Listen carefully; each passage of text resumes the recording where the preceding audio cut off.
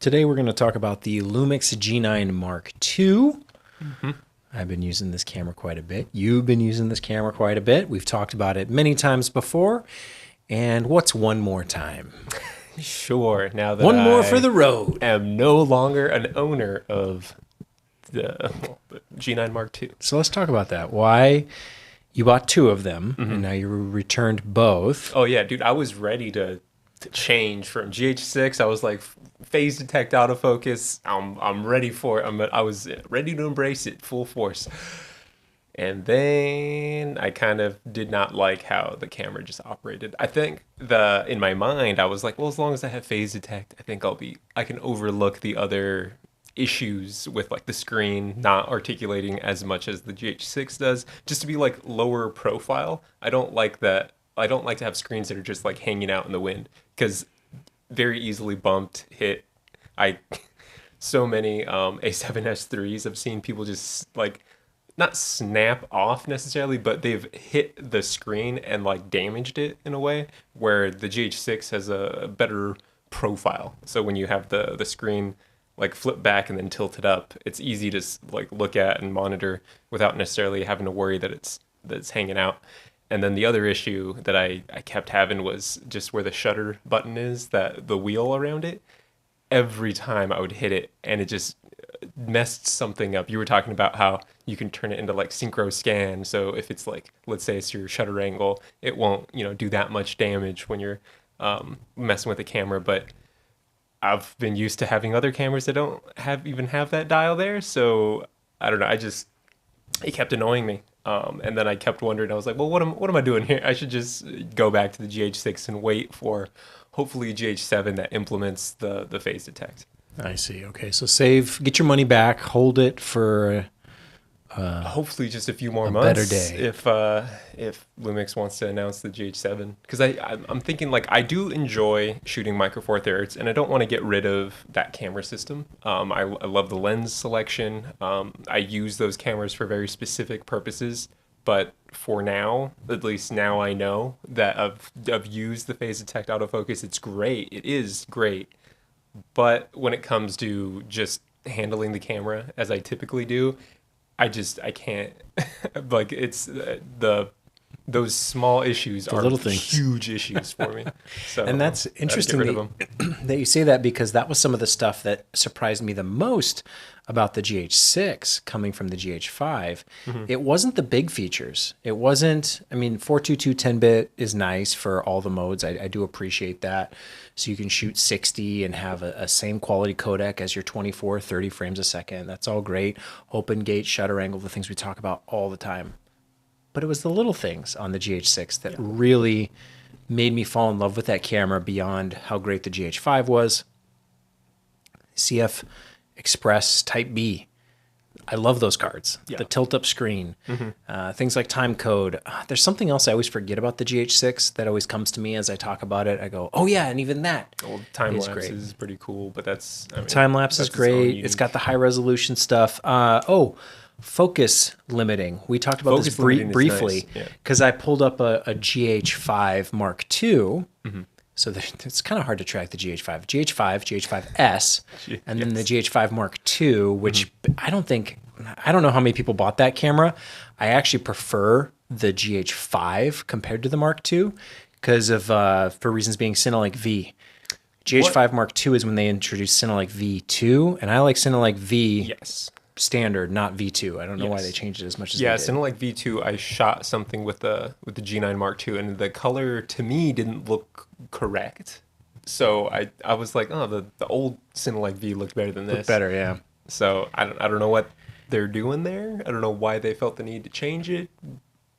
I don't know, the better skin tones? Like, what were they going after? I don't know. There's always different reasons to use the different profiles. I was actually just doing a setup, and I reached for the GH5 Mark II thinking I'll limit my focus so I can run autofocus, but it won't radically change too much. It's not going to pulse, hopefully, in theory. And then I realized that's not a feature on that camera. That came with the GH6. Right. So there's certain things about the GH6 that just work really, really well. And I find that the things that get hyped the most, phase detect, autofocus, is very helpful in a certain set of situations. If you're running a gimbal, where you don't have direct access to the camera and touching it, Yep. autofocus is very helpful. However, we've also talked about neither one of us shoots with a gimbal. We don't really prefer that. Other situation where you need really good autofocus and face tracking is when you're filming yourself. Because if you've got the camera at any distance away, you want it to be focused on if you. your hands are off the camera, like Autofocus is great. Yeah. I also, that's a thing that YouTubers might value. And yes, I'd like that feature for when I'm making content about myself. But 9 times out of 10, we're filming other projects, and I have no problem doing manual focus or using the autofocus check where you push to engage autofocus, get it in focus, double tap the screen. That's the other one, GH6. You can double tap and magnify during recording. Gosh, to go back to or set it up where you can just slightly adjust the focus ring and it'll zoom in for you, Punch which in is for you. nice. Yeah. That is available on the G9II. So basically everything that Lumix has done with the GH6 and those advancements transitioned over to the G9II. And I hope they continue to embrace that philosophy for the GH7. I never want to go back. I never want to step back. Do you remember we used to play Destiny, the video game? Okay. Yeah. And they built it up. They had all these DLC expansion packs. Oh, the new raid and all this. They're adding all these features. And then they come out with Destiny 2. Starting over, all back to square one. So those moments are really frustrating. Now they can create problems. We've talked about how Adobe Premiere has just bloated. Every single time they come out with a new version, something's wrong with it. They keep causing more problems. But there's a sweet spot in between there, which is what I think Lumix has done, where they embrace new features and they retain the old as they add the new, and they keep improving and pushing things forward. The G9 Mark II for me is a great camera. I really do like it for the added benefit of autofocus. Once the price came down, it felt like a good value to me compared to the MSRP retail of almost like $2,000. That's pretty steep, but you shave $500 off, $1,500, pretty attractive price. But I can understand wanting to basically hold off and wait a little bit for maybe some more advanced features beyond. Yeah, I think I'm just too hands-on with the camera. So when it comes to those physical features that like hinder my ability to do my job, then that's when I got so annoyed that I was like, I don't even care that it's like affordable or whatever it is. I'm like, I can care less about the phase detect if I'm just not happy while I'm doing my job. So I decided, you know what, I can hold off. I've been holding off for this long. I can hold off for another few months to a year, hoping that they announce a GH7 with phase detect, and hopefully they keep the same features with the articulating screen, and I hope they don't bring a dial around that shutter. I don't know. It hasn't been a problem for me, but I could see why. Yeah, the way it's built, the dial is on the button or around the button, and not many cameras are designed that way. Usually it's either on the top, that scroll wheel, or it's on the front underneath. Which the GH6 is above and intentional. Like, I'm going to change this. Like, I don't, like, why would you have a button around a button? Like a wheel around a button. Like I get it, like for the menu and wheel around that, because you hardly ever touch it, but I'm always hitting record. So like, why would you, I don't know. It's like they're trying to trip you up. I wonder if you can lock that ring. If you can actually lock it. I'm going to check in there and see if there's no way to change the screen. Yeah. So it's a few things that just over time, just using it made me so frustrated that I was like, you know what? I don't want to have these. I don't want to continue having these frustrations and then have to sell that camera eventually if the new one comes out. So it's just not, I don't know. I'd rather just keep my GH6s because those things have been beaten up. Like my GH6s, it'd be very difficult for me to sell and get. You think so? The one of them looks like it's been through a hurricane. But it's got some, actually, it might be cool. Like the patina on it, just like being so distressed. People might be into that. Yeah, it's like, this camera has shot so much. It's worked. It's been through so much. It's earned its worth. Yeah. No, the things that you're mentioning about the G9 Mark II, it strikes me, it occurs to me in this moment, actually makes it a really good camera for gimbal work and YouTubers. Oh yeah, well that's what I thought. Like if you're never touching the camera, like it is such a good vlogging camera. It's such a good just like having it set up like you're saying. It's I could see it being used for like overhead product kind of stuff. But you said that maybe not the best compared to Sony. Well, compared to Sony, but that's also, Sony has such an advantage because they're so far ahead on so many of these features. First to be full frame mirrorless, first to have really good autofocus, and they've continued to improve on that. I want to say it's the A7 was the first full frame mirrorless, right? I think. And then the first one that had really good eye tracking, face detection, autofocus. I don't remember which model it was, but it's been a while. Yeah. And now Lumix is finally saying, hey, we've got full frame mirrorless too. Hey, we've got good autofocus. But they're kind of Gen 1, and just like the Apple Vision Pro or any other Gen 1 product, it takes some time to refine and improve. For me, the G9 Mark II is really good for autofocus when it's got a clear face to track. Right. And it was more of like the product. Like you can hold up a hand, you can do the kind of classic autofocus testing, but there's certain times where it doesn't get the focus on the right part of the object. It's kind of hard to describe. The Sony does the same thing, and it makes those mistakes where it'll focus on the wrong part as well, but it's rarer. Yeah. It seems like it has a better time. The example I'd use is if you had something small. So normally the Sony, if I'm showing something small, if it's small, it'll see past it. It'll see the background, and the Sony knows, oh no, that's the foreground. That's what I want. Where I notice, not a lot, but sometimes on the G9 Mark II, if you're holding something up for the camera and it can still kind of see the background past it, it gets confused and goes, oh. It's probably trying to help you. Like, oh, don't worry. I'm still locked on to what's going on here, thinking that it might be a distraction. Yeah. Because they do talk about how, like some autofocus systems, a lot of people get annoyed when somebody walks past the frame and then immediately jumps to that instead of holding focus. Yeah, I guess the Sony simplest way I could put it is it knows what's close and it knows to focus on the closer object. The Lumix G9 Mark II seems to kind of know, yeah, that's close, but there's also stuff behind it. What do you want me to focus on? I'm like, well, clearly the thing that's closer. Are you sure? Are you sure you want me to do that? Because there's something, I see that background. Yeah. No, don't focus on the background. And then it kind of gets stuck in between. It goes, but I can see both. I can do both. Which one do you want me to do? I mean, that'd be great if you could do both. But you can't. I really like the camera. It works and does what I need as far as the hands-on stuff. I do miss the flip-up screen, but the shutter wheel hasn't really bothered me as much. Those things are minor gripes. I was going to say, like, that's probably like the difference, because a lot of what you do is longer takes. So you're probably pressing the button like way less. Maybe. And a lot of mine are a lot of like small takes. A lot of the side projects I do. So I don't know. It just got Clips. So annoying. Personally. Bumping it. Yeah. But you're not using the camera right. I'm not. Like, that's why I got rid of it. It's like, this camera is, and I don't know. It's more about being intentional with the button selection. And I don't think a button should be surrounded by a button. Like, that just doesn't. I think you should be able to lock them too. That would be nice. Because you probably can. Honestly, you probably can. Well, I don't know. Even on the GH6, I do every once in a while. There'll be a wheel that gets bumped or something. Because just from handling normal operation, something gets moved, and that is irritating when you see that your shutter angle has moved to 172. Yeah. No. Get back to 180. That's what I want. So it'd be nice to have a little bit more, like, lock it in. Yeah. Which, again, it was a good camera. Nothing against the G9 Mark II. It just wasn't, like, us going from a GH6 to that camera, my style of filmmaking, it just made it more difficult. So, unfortunately, I had to return them. Interesting. All right. I'm in that in between. I see the value of the G9 Mark II. I'm going to keep mine, and I'll probably sell a GH6.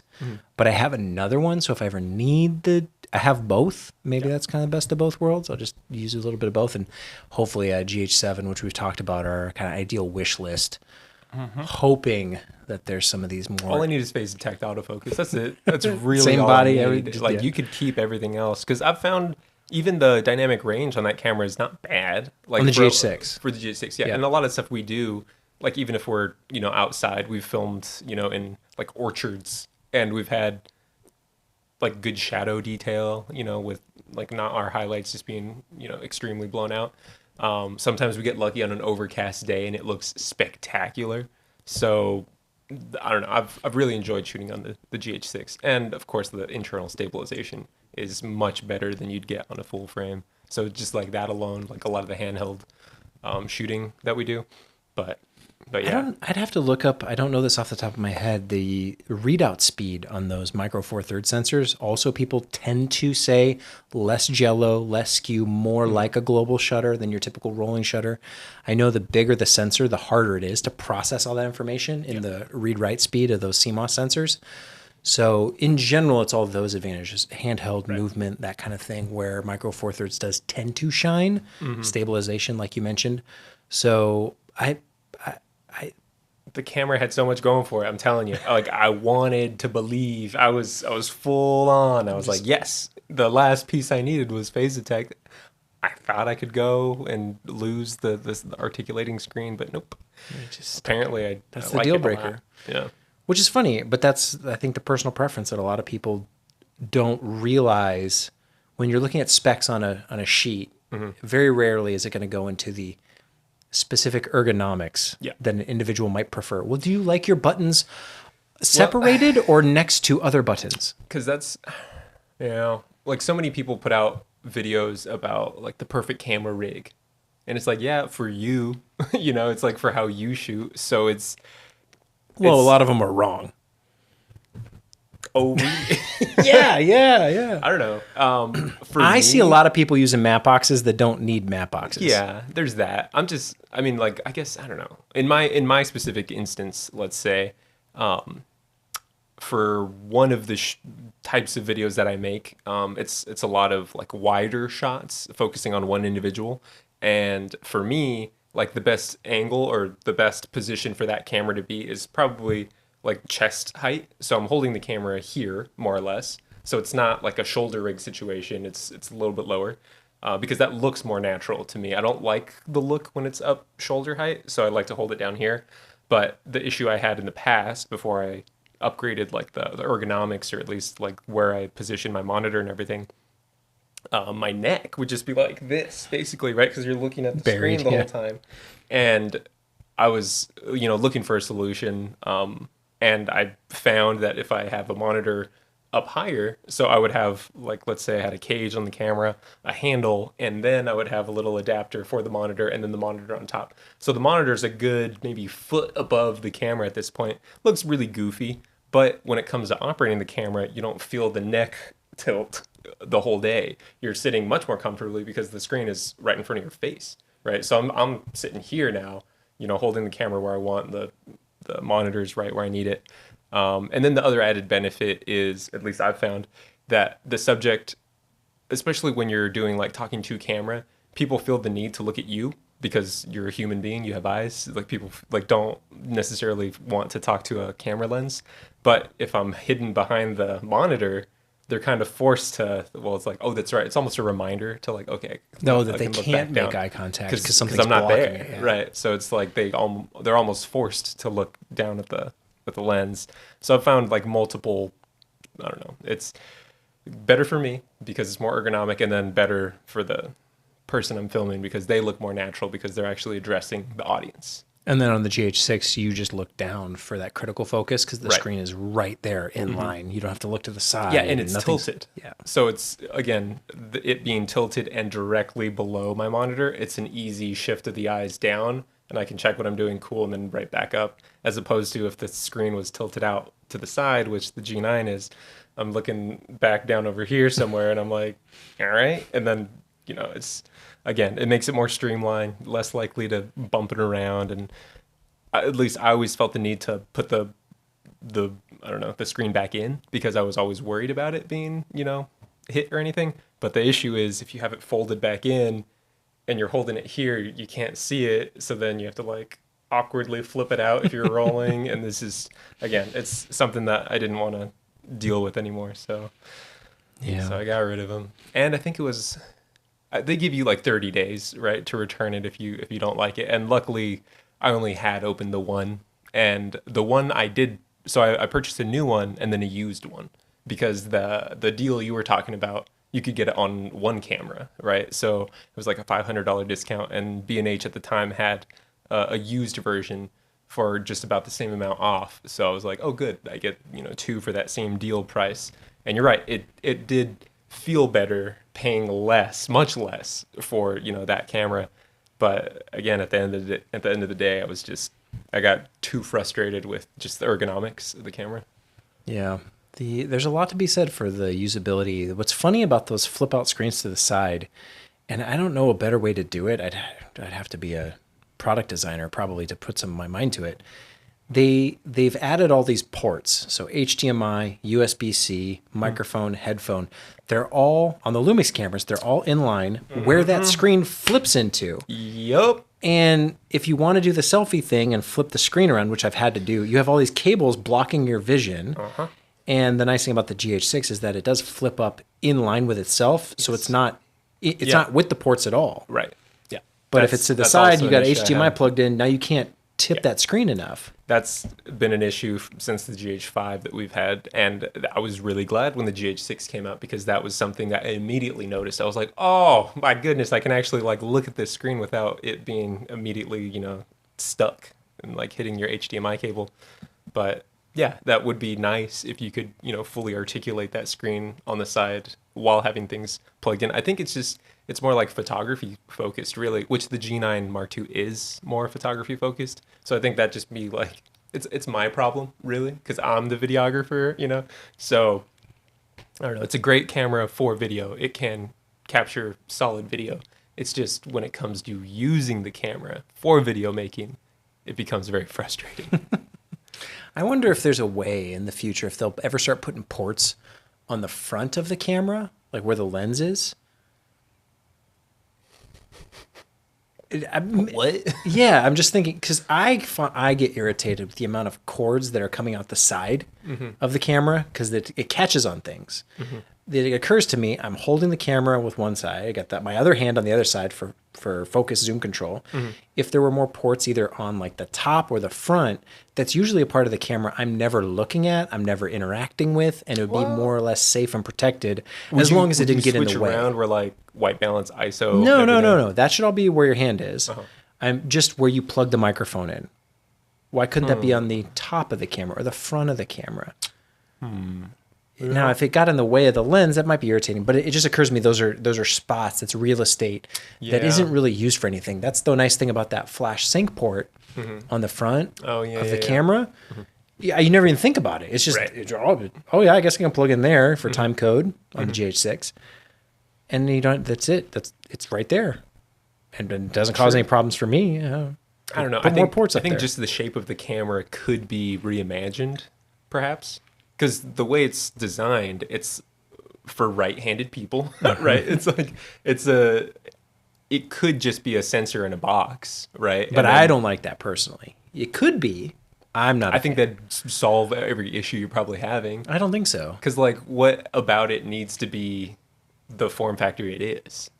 You grip? could get a cage that has a grip on it. You could, but then it doesn't have any buttons that are compatible, or you have to do all. Well, there are some that have buttons built into it. You just like, and then you have to it wire it up. Where do you plug that in? What do you mean? Well, but if it was just a box, theoretically, you could get a cage that's ergonomic for you because they make handles with triggers on them and everything. Yeah. So I would appreciate that more. Like, again, I think they're making it for photographers, right? Like the eyepiece, the little viewfinder, right? And what comes off my camera more often than anything else is the rubber around the eyepiece. So it's like I appreciate it sometimes. I do look through the viewfinder on occasion if it is very bright outside, because you could have all the nits you want on your monitor, but it's like you're still battling reflections. So you can just look through the eyepiece and figure out your composition that way. So like when it comes to maybe the FX3 that doesn't have an IVF or EVF, it's very usable, but like sometimes I'm like, man, I kind of wish I had that, right? So it's here and there, I think the more things you put inside the body, the better, probably. Less wires, less things, less connections. Well, even that, like, what was it, Zacuto? That's like their little EVF thing that you can plug in. It's like the eye EVF. Mm-hmm. Right? Is it the actual, does it have a screen in it, or is it just the magnifying it's a loop? Monitor. Okay. But you put it up to your eye. So, yeah, just make it put it in a box only, just a sensor box. No. Much more affordable, right? No, it's not. It's going to be more expensive. I think Sony's boxier cameras cost more. Well, why is this camera G9 Mark II? They didn't even design a new body. They were just like, you know what? We already have a body. We're just gonna put it in that one. Yeah. If it works, it works. It does for photos, which I wouldn't have that issue if it were for photos. Like a lot of those issues, because I'd live in the viewfinder, you know? Like I wouldn't have a monitor if I'm taking photos. So like all those issues I have wouldn't be issues if I was only strictly like photographer. You would use the viewfinder exclusively for photos? Probably, yeah. Not the back screen? I typically do. Okay. I mean, there's very rare times that I'll use my like flip out screen for photos. Very rare. I think I use the screen. I come to for think like of it. portraits. Yeah, for anything. Like if I was doing like an extreme low angle, the only time I wouldn't use the EVF if I couldn't get my face behind the camera.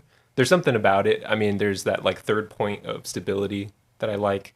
It's just like, again, I was talking about the reflections. Like you kill every issue with that. It's like you get, I don't know. It's more intimate. It's like I know exactly what I got here. Cool. Yeah, if it's a long photo session, that squint, the eye squint that you have to do to keep the viewfinder there, really ends up straining my eye. Really? Yeah. Just have the other eye open. Like that's a psychopath. Then you just get people. Well, that's the other thing too. Have you heard of?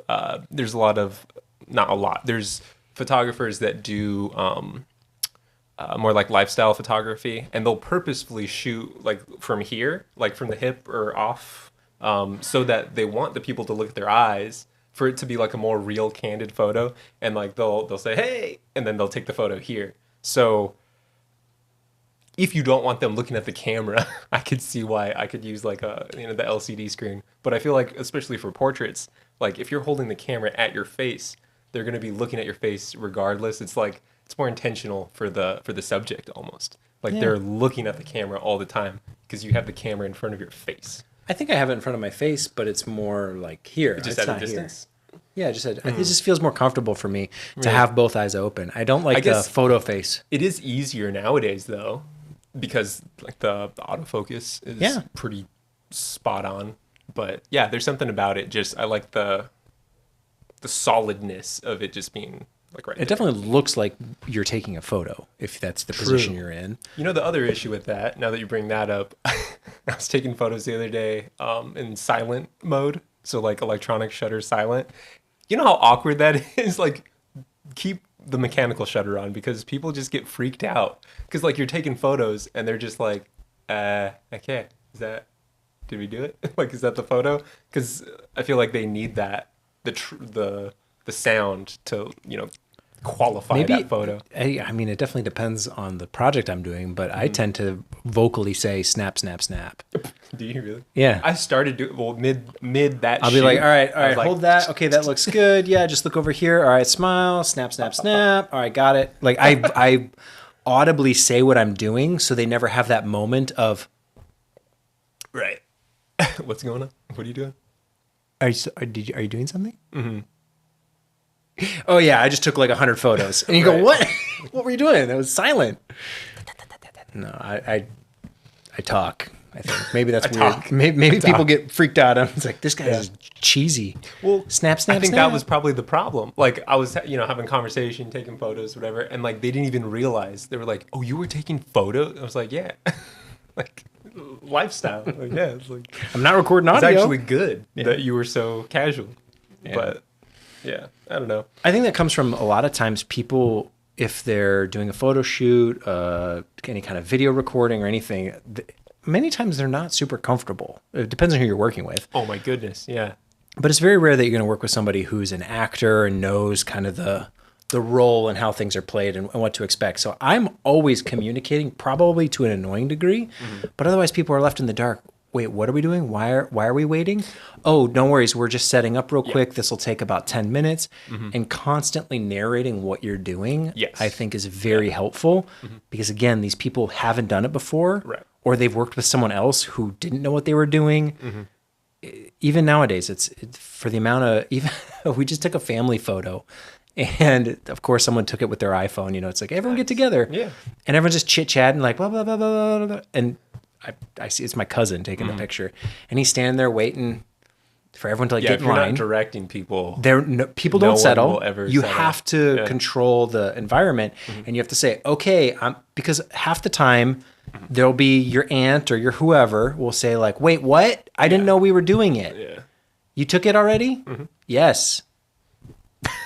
Focus. We're done here. This is how pictures are taken the same. They've been taken the same for the last 100 years. Focus. You got to corral. It's like herding cats. Yeah, I kind of found that if you don't intentionally start directing people, it's like, for one, you're not going to get the image you want. But for two, it's like no one realizes what's happening. It's like, oh, okay, like everyone needs to work together here in order to do this. And one of the funny things that I'll say to people is just like if you can't see the camera, like I can't see you, like you won't end up in this photo kind of thing. But even like organizing people, like just like placing people where you want them, because I feel like event photography, for instance, photographers, especially when they're first getting into it, it's very intimidating to go up to people and be like, hey, can I take your photo for this event, whatever. More often than not, people are willing to have their photo taken. Like, it's not the worst thing in the world. If you ask people to take their photo, usually they'll be like, yeah, come on, yeah, whatever. But just the simple act of like directing people and where to go, like people feel more confident in you as a photographer. That's the key. Yeah. So being able to tell people like, no, like you stand over here, you're over here, and then all of a sudden people are like, ooh, this guy knows what he's doing. The more decisions you make, the more confident your choices, the more people trust your ability. And it took me a while to figure this out. I remember when I first got started doing photo and video and all that kind of stuff, I was very quiet, very just, because it's comfortable to be behind a camera and just kind of hide away. And that's fine if you're doing, I don't know, documentary, docu-style, like just here's what's happening, the news or whatever. But when you're doing a portrait shoot or you're doing any kind of project with intention, the more you make those choices confidently, people realize, oh, this person knows what they're doing. Yeah. I can trust them. And it gets people to they warm up a little bit more. They feel more comfortable doing whatever it is you're asking. And a lot of times you ask them to do things just as the icebreaker. Right. Hey, make a silly face. Hey, look cool. Hey, do this. Hey, do that. So that you can get to the actual shot that you want, which is them just being comfortable. Exactly. Because inevitably, everyone, when they pose for a photo, it's like, it's very cheese. it's like, okay, flat. so turn a little bit, turn to the light. Okay, tip your head, and you almost get them to loosen up by being more rigid with your direction. I don't know if that makes sense. And once I realized that, oh, no one here knows what's happening. I know what I want. If I just say what I want, people do it and I get a better result. Then somehow, and I don't know why we think this way, but I certainly thought, I was like, well, I'll just take the photo and it'll look good. And I was like, don't dummy. They're not going to do what you want them to do unless you tell them. Right. Yeah. And a lot of it is like, oh, I can fix that in post. And a lot of times it's like, no, just get it right there, because then there's less work after. But yeah, I found that definitely, direct people, best way to go, because one, they believe in you. The other thing is, I was going to mention, so there's a certain aspect of one of my gigs, which is like concert videography. And the difference that I've found, especially shooting with other videographers that are also filming these concerts, my role is more docu-style on purpose. Like, that's why they hire me. They want me to film not people waving to the camera. It's like I'm the fly on the wall, like watching other people have their experience. So like, I don't want them to notice me. The issue is it's like an EDM style videos. So usually it's like a vignette on the artist and then them performing. So again, I'm not trying to get people to be a star of this show. The star of the show is on stage. You're reacting to that. The issue I have is at these music, concerts, people are used to performing for the camera, because like if you've ever watched any like after movies of any of these concerts, people get put on display a lot, because usually like the outfits they're wearing or anything. So a lot of times when people see a cameraman, they want to perform for the camera, because they're like, ooh, I might make it into the edit, because it is usually a very cool video that they produce after the fact. And if they see me, a lot of people will say like, "Oh, that's camera guy," and they try to get all crazy. And then I have to, like every now and then, like for sure I'll film it, but also knowing like I'm never gonna use this. But like, yeah, cool guys, all right. And then like I'll try to hide again and try to. But then on the flip side, being a photographer, I have to change my whole mode of, okay, now I'm not behind the scenes anymore. Now I'm more intentional with, okay, now you're looking at me, okay.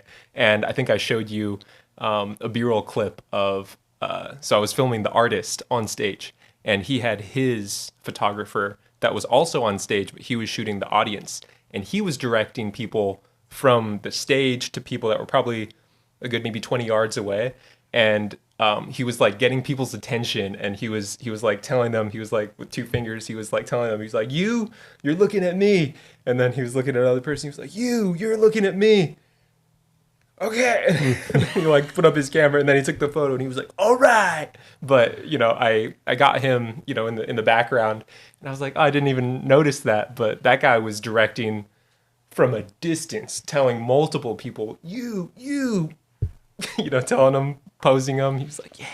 But I don't know, I thought that was like pretty awesome, right? It's like, man, the amount of confidence that dude had. But I don't know, really cool. You have so much power as the person with the camera, more than I think a lot of people realize. I was doing a project in Costa Rica, and it was similar. It was like a festival type event, live music, lots of people having fun and enjoying themselves. But there's a level on camera where people hang out and they're just kind of casual and they're kind of having fun. That's not always what you want to show, though. Right. That doesn't look that exciting. Mm-hmm. And so for the project, I was doing video and photo. And for a lot of the videos, people are just kind of just bop, bop, bop. But the moment I start dancing, or the moment I start getting into it, they see me, and then they mirror that, they reciprocate, mm-hmm. And so you're dancing with a camera? Yes, in front of them? Yes, okay, absolutely. Cool. Okay. Yeah, just getting low, like, because mm-hmm. they think it's kind of funny and silly too. Because they expect the camera guy is just going to be this boring dude in the corner, yeah. And I'm going and dancing and kind of getting livening it up. AV guy. And then all of a sudden, there's 10 people, and it's kind of more of like a dance party, and everyone's having mm-hmm. fun. And you get a lot more visually interesting footage and mm-hmm. content that way, because now it looks like people are having fun because they actually are, right. versus just your normal like. Yeah. Exactly. Okay. And one of the best things I ever watched, I think that really pushed my own skills ahead, was years ago. F-Stoppers mm-hmm. did a headshot tutorial video series with Peter Hurley. Oh, yeah. And the amount that he talked and coached each of those models through, because he's working with people who they want to model and act and do this for a living. Mm-hmm. And even they are kind of a little bit, wait, what do you want? Right. And he's making them feel comfortable. He's encouraging them. That looks great. Always vocalizing, because otherwise it's silent. And mm-hmm. what do people do when it's silent? They get really uncomfortable. It's mm-hmm. really awkward. Mm-hmm. See, it's like, if you feel it, you feel how awkward it is when it's silent. And so just communicating and watching him work, I think that tutorial series was like 4 or 5 hours of him just doing headshots in studio. And the amount that he was coaching and, drop this, posing and all that. It was so eye-opening for me, because I realized, I'm not doing any of that. Right. I need to, and you, it's really hard at first. You got to mm-hmm. kind of fake it till you make it. And the more you push yourself to be that type of person who can talk to other people and be friendly, because mm-hmm. no one's actually friendly. There's very few people that are genuinely friendly. Most people are uncomfortable mm-hmm. around strangers, going, mm-hmm. oh gosh, I hope he doesn't take a bad picture of me. Oh gosh, this is going to be strange. Oh, this is weird. You say, hey, come on in. Oh, step right over here. Okay, this is what I want you to do. Yeah, I'm going to move this light. Here's what, and it just, everyone feels more comfortable and you get such great images out of it. Yeah, I think like telling them like what you're going after, it's like, I'm going to make you look powerful, cool, whatever it is, and shaping them so that they do look like that, because that's probably like the one issue that a lot of people have when they come in. Like, I don't want to look dumb, like I don't want to look, overweight, whatever it is, because that's probably like the biggest thing I'll get is there any way you can make me look thinner? And I'm like, yeah, there is actually. I can like position you in a way to make you look thinner. Like, I can't physically make you thinner, but I can make you look thinner. I can make you look your best, right? Mm-hmm. There's certain angles, right? Certain lenses. Mm-hmm. And what was it? I had a thought and then it escaped me. But yeah, the ability to make people feel comfortable, I think, is what we're always after. And then also, this is what I was going to say, the willingness to admit, not that you made a mistake. You definitely want to communicate confidence. Mm-hmm. And authority and direction and all that. But then also if you ask for something and it looks bad, like you think it looks bad, I mean, like, oh no, I was wrong. Go back to the way it was before. And it also lightens it up. Okay, this person isn't just I'm the know-it-all, I'm always right. Because people do have that skepticism a little bit sometimes. Like, really? You really want me to hold it this way? Are you sure? You took one photo. Really? That's the best. Really? Like, Are you what? sure? And you go, yeah, oh, try this. Oh, no. Go back to the way it was. Yeah. And just that natural truth and honesty is also very helpful. And then the one thing that I noticed I kind of copied this from you. You'd also show people. You'd have the confidence to be like, look at this photo. And that as well blows people's minds because they go, whoa, that looks so good. And before then, always like, oh, I don't want them to see it until I edit it. I want to pick the good one. But then you're kind of hiding on set. And people don't like that as much. They want to know, they want to see on the camera that what you took is actually good. Yeah. And you just prove it to them, show them the screen. For portrait work, I've done a lot of, like headshots for businesses, right? They'll have everyone come in and then they just update their photos, right, every year. So what I like to do is have them pick the best photo right then and there. Because then it takes less work on the post end of like sending selects and having people pick them after the fact, because who knows who's going to be selecting them. It could be like head of marketing and they might have their selections. Meanwhile, the actual person may hate that, photo. So what I've started doing is not necessarily having like a live, like instantly go up, but what I'll do is I'll shoot a batch of photos. Then we'll go back to the computer, pull them all up, go through them all, have them select which ones they do like, or if they don't like any of them, that's fine. Then we could walk right back over and continue doing it. So at least for me, that's been my hack, my easy way to like make sure that the client's getting exactly what they want. And then for me, that's much less work for editing because now I know it's like, no, this is the one photo that they want. Yeah. And I'm glad you said that because that is the other flip side of the coin. Not only will it give them confidence, you showing them your work and them trusting you and saying, yes, that's good, but also the opportunity to fix any issue they have. Because a lot of times some people are more critical, self-critical than others. Yeah. Some people say, yeah, looks great, fine, whatever, good. And then other people go, you show them a batch and you ask them, hey, what do you think of these? Let's try a few more. Right. That's what they'll say. And you give them the opportunity to correct whatever they don't like about themselves. And then you reach that breaking point where maybe they go like, yeah, that's good. I like it. Okay. I'm happy now. And that's a much better conversation to have in the moment than a month later. And they're sending you notes saying, I don't like any of these. You did a bad job. In the best case scenario, if you can get the client to agree to it, I would say, especially if you're doing portraits of like women, let's say, hire a makeup artist that does hair as well. That's probably like one of the most invaluable like assets you can have because one, if you get a female makeup artist, they know what to look for, especially when it comes to like hair. Cause like I'm looking for expression. I don't know if like this hair should be doing what it's doing, right? But if you have someone that is focused on just those portions, makeup, hair, they can fix that live. And it's not on me to fix it in Photoshop. So because hair is one of the most difficult things to fix in Photoshop. It's like I don't want to make a brush to do like revisions in hair. And of course, everyone knows that if you take away all the the flyaways, then it looks weird and unnatural. So it's better to have somebody on set basically that's ready to fix those. And then of course it gives like the confidence, like a female talking to a female. It's like, no, that looks great. It's like cool. It's much different than a guy telling a woman, it's like, no, that looks great, because like they may or may not believe you, so it's just another level of, having everything checked off. Again, making people feel comfortable. Yeah. If it's allowed, if budget allows. Because most people will say that they don't know how to do their own hair, they don't know how to do their own makeup, or they don't feel like they're an expert. So the moment you bring an expert in, a professional, it adds that extra layer of confidence of I've got a professional photographer, I got a professional hair and makeup. I feel confident in my own, and what happens inevitably, the expression that you're looking for comes through because they actually feel it, rather than going, I did the best I could, right? And that's the other thing this too. Looks good. You can let them know well ahead in advance, and there are certain people that come that day without any makeup on because they know that they're going to get their makeup done from the professional. So it's also another level of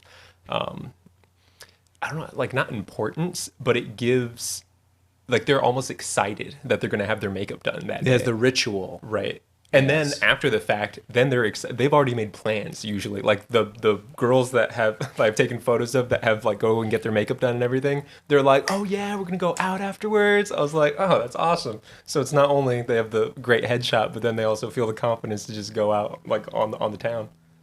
Well, as usual, we started talking about the G9 Mark II, and now we've gotten into a whole portrait photography discussion, Well, best practices, making people feel I comfortable. mean, I said that. Well, I think we've gone on that tangent because I said the G9 Mark II. Aside from it provides great video, but the ergonomics are for photo, and photo. it is a photography camera. And people will say that's for photo. If you want to do video, get the GH cameras. And so I am hopeful that we do see something quite impressive with the GH7. Or I've also been looking at the full frame offerings from Lumix. I do like the idea of an S5 Mark II, honestly, but me too. I kind of want that next push it a little bit more. Well, like their lens selection. To briefly touch on it, I think their fastest primes are 1.8, which Correct. is fast enough. Like I don't need a 1.2. Like there's very rare full frame instances- 1.2. frame. Yes, Yeah, yes. sorry. But their lenses currently are, I believe, 1.8 ish. Which again, usually the fastest I ever shoot is an hold f2 on though. full frame. Sigma has a new lens coming out. It's the 50. I believe it's a 1.2 L mount and E mount versions. Oh, nice.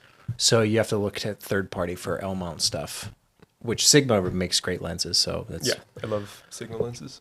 that's kind of a cool thing if you're into that super shallow depth of field look. I believe it's a 1.2, and I think it's even cheaper than the Sony one. Sony makes a 50 1.2, and the What, Sigma for $5,000? maybe it's a Something. 1.4. Gosh, let me look it up real quick. I don't want Yeah. to get the right thing or the wrong thing. Sigma 50. I don't have many native Sony lenses. Mostly because they're just like when compared to Sigma lenses, at least all the comparisons I've ever seen, I'm just like, why wouldn't you go with Sigma? And they're black. Yeah, it's a Sigma 50 1.2 DGDN art lens. So it's a prime. It's $1,400 coming soon, and I think it's cheaper and smaller and lighter weight than the Sony equivalent one. Yeah. L mount and E mount versions. So Yeah.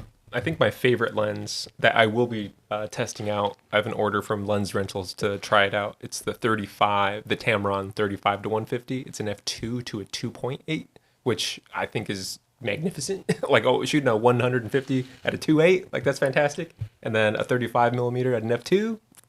That's what I do. Anyways. I have such an aversion to Tamron because their lenses were so bad. But they're good now. I know people say that. I haven't used them myself. Well, I'll let you know for sure when it comes in. We've talked about branding before and what these brands evoke. And when I hear the word Tamron, Yes. Originally. I go, yes, because I remember how cheap they used to be. But also, I mean, I don't know, a lot of companies in this filmmaking space go from very like humble beginnings, let's say, and turn out to be very prominent in the industry. So I think Tamron is at about that point where they're now pushing out glass that's like pretty revolutionary, I would say. Okay. Sigma had me sold with the 18 to 35. That was like Yeah. the great Yeah, that's a sweet lens. one of the greatest lenses of all time. And so I fell in love with Sigma. They brought the art aesthetic to their brand and really polished things up. That was a long time ago now. Yeah. Tamron, you know who fell off a little bit was Tokina. Ooh. Yeah, well, but I don't know. Did they ever have good glass? the 11 to 16 was a very popular lens for a long time. Because even though it was APS-C, at 16 it would cover full frame. And that lens, I still have one somewhere. Really cool, really fun for like time lapse, wide angle, that kind of thing. Back when we didn't have all the cool options that we have now. But they really just, I don't know, Tokina, they could have had it all. They could have been like Sigma, and they just. Yeah, Sigma just has impressed me every single lens they come out with. I'm like, yeah, this is great. Yeah, everything's great. Yeah. And Laowa is the other one Yeah, that always Laowa. makes interesting, impressive stuff. Which is awesome because it seems like they only make like radically cool lenses. You know, it's like they're playing around with anamorphics now, like the nanomorphs, the one that they just recently came out with, the 10 millimeter full frame 2.8 autofocus, like that. Probably my favorite lens that I do not own yet, but I will. because I love that like super ultra wide aesthetic. When does your Tamron get in? That one, the 8th, I Okay. believe. Yeah. Okay. All right. Well, exciting stuff. We'll see how it goes. So that's going to be for Sony. You're going to use Yes, E-mount. Yep. that? Alrighty then. Yeah, I want I'll to. let you play with it. The before I have Lumix full frame stuff is interesting because the more lenses we get for L mount, the better. And I like that idea of that Sigma 50 1.2. Even though 50 is not that interesting of a focal length, it's kind of like a good place to start. No, yeah. You make the 50 first. Well, let's see an 85. Let's see a 35. Let's see. You can play a lot with a 50. Like you can get up close and pull focus. So like I don't know, like an 85, most 85 millimeter lenses don't have close focus, but a 50 usually does. So you can get pretty interesting looks like with a 50. You can get nice wides, nice mediums, nice close-ups. So it's a good focal length to start with if you were going to pick one. That's why they call it the nifty 50, right? That's right. They're It's a usually good pretty affordable. classic focal length. Usually pretty small, pretty easy to use. But I tend to look for more, like I want like a 20 and then like a 100. Yeah, I'm usually at the extremes too. Like I said, it's like the ultra wide I really dig. I really like telephoto. 24 to 70 is usually like the dead zone for me. Like it just, I'm not. I do too like average. 70. So 85 is like the classic prime. So you're 35, 50, and 85. But I do tend to like 70 in those times where 85 is a little bit too long. Or, yeah. But I want a longer focal length. I don't want 50. That's too wide. I like Yeah. 70 can be nice. I wish there were more 70 primes because the jump between 50 and 85 is pretty big. Yeah, that's a significant amount. It's substantial. And that's kind of a no man's land for primes.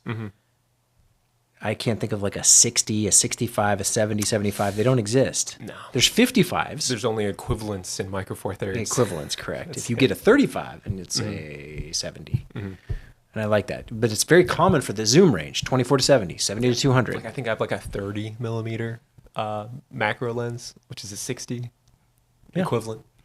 70 out. That'd be good. I think I could get down with a 70 prime. They might make it. Somebody might make it. They probably do exist, but not off the top of my head as like a common lens that we would just pull out. I don't know anyone who's like 70. That's gonna be my thing. I'll be this. 70. I want like 70 millimeter. I want like a 77. Oh, Sigma, listen. 77. 77. That'd be interesting. 77. You got to throw another 7 in there. Lucky number 7s, right? With a 77 millimeter thread. There you go. Ding ding. 77. Yeah, I guess.